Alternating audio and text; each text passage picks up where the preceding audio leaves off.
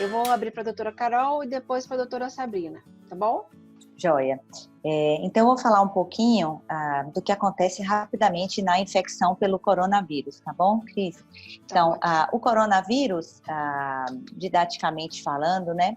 Inicialmente, quando a gente tem a infecção por esse vírus, quer dizer, qual é o problema desse vírus? Esse vírus ele tem dois grandes problemas que vocês já ouviram falar. Primeiro é que ele se dissemina muito rápido, né? Então, uma pessoa contaminada contamina em média 3 pessoas. Então, a taxa de disseminação é muito grande e não é à toa que a gente está aí com a pandemia. E o segundo problema, ele tem uma taxa de complicação muito alta, maior do que os outros vírus que a gente já conhece, como, por exemplo, o vírus da influenza. Quando uma pessoa é infectada pelo coronavírus, inicialmente a pessoa fica como se fosse com uma simples gripe, no início. Se isso evolui, como se fosse uma segunda fase, a pessoa começa a se sentir mais fraca, a pessoa pode sentir falta de ar, que foi isso que Cris falou. Você pode começar a ter uma infiltração no pulmão, que pode inicialmente ser leve, né? Nem ser vista no raio-x.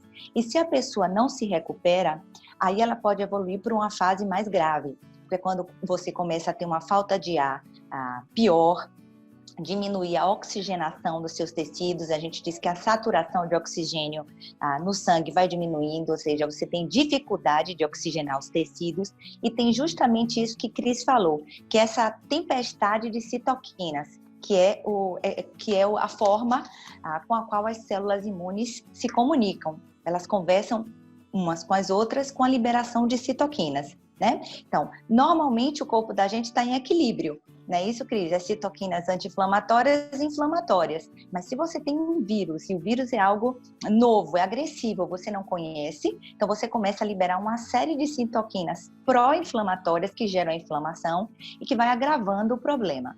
Bom, então, isso acontece na infecção pelo coronavírus, e se a pessoa não responde adequadamente, aí a pessoa pode piorar, precisar de intubação, ventilação mecânica, UTI, e aí as coisas começam a se complicar. E aí o que acontece no diabetes? Como o Cris falou bem, né? É professora de imunologia, sabe muito mais de imunologia do que eu, mas a grosso modo, as pessoas que têm diabetes, as pessoas já apresentam um distúrbio na sua imunidade inata. Então, geralmente, as pessoas com diabetes têm uma certa alteração da imunidade inata. Então, as pessoas têm uma resposta prejudicada, por exemplo, em relação à resposta imune, em relação às células da imunidade. Essas células da imunidade, elas têm uma dificuldade de dar uma resposta adequada a certas infecções. Então, não é à toa que todo paciente com diabetes deve tomar a vacina da gripe, deve tomar a vacina contra a pneumonia, justamente para não ter formas graves de infecções virais. Então, uma pessoa com diabetes, a gente tem que ter muito mais cuidado, por exemplo, com qualquer vírus, né, com qualquer bactéria. Dito isso, a gente fala, mas aí, Carol, então todos os tipos de diabetes estão sujeitos a isso? Todos os tipos de diabéticos estão sujeitos a ter uma infecção pior, né? E a gente vê os dados, quando a gente vê os dados em relação à infecção por coronavírus, a gente não tem ainda, é uma coisa muito nova, a gente não tem ainda assim, dados de diabetes tipo 1, né? Ou diabetes tipo 2 apenas. Eu fiz uma pesquisa intensa, então não existe um dado publicado em relação à população apenas de diabetes tipo 1. Né? A gente tem de diabetes de uma forma geral, né? Porque é algo novo, né? Com certeza vamos ter esses dados daqui a um tempo. Então, o diabético que responde pior ao vírus, ao coronavírus e a qualquer vírus, é aquele diabético, como o Cris falou, inflamado, né? Que tem aquela inflamação subclínica.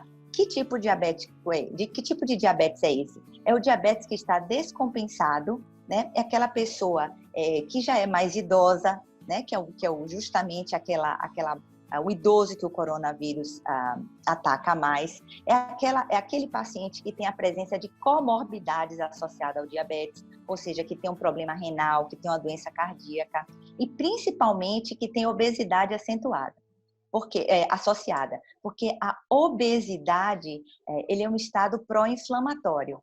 Então, se o coronavírus, ele gera uma infecção ele gera uma tempestade de citoquinas. E a pessoa já tem um estado de pró-inflamação, com certeza essa infecção ela vai ser mais grave.